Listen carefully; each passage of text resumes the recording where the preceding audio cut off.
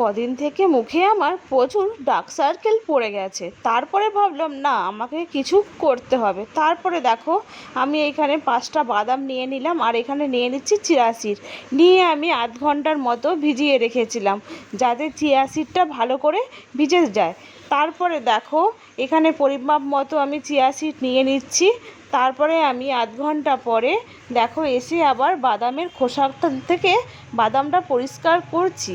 খোসাটা বের করে দিলাম, দিয়ে দেখো পেস্ট করে নিলাম। পেস্ট করার পরে মধু দিয়ে দেখো আমি মুখে এবার অ্যাপ্লাই করব। আর তোমরা যাদের যাদের অয়েল স্কিন তারা কোকোনাট অয়েলটা দিও না, আর আমিও কিন্তু কোকোনাট অয়েলটা দেইনি। আর যাদের ড্রাই স্কিন তারা একটু কোকোনাট অয়েলটা দিয়ে দিও। আর যদি থাকে তোমাদের কাছে, আর তোমরা গ্লিসারিনও এখানের মধ্যে মিশাতে পারো। ঠিক আছে, দেখো আমার ফাইনাল লুকটা দেখো, ফেসটা দেখো কতটা উজ্জ্বল লাগছে, আর ডার্ক সার্কেল সব কিন্তু গায়েব হয়ে গিয়েছে। আর দেখো এখানে একটু এবার আমি অ্যালোভেরা জেলটা মেখে নেব ভালো করে। দেখো আমি ঘষে ঘষে অ্যালোভেরা জেলটা মেখে নিয়েছি। আর ফাইনাল লুকটা এবার দেখো তোমরা তোমরা কিন্তু প্লিজ একবার ট্রাই করো, আর আমাকে কমেন্ট করে জানিও তোমাদেরও কি খুব এতটা তোমরা উপকার পেয়েছো। Bye bye.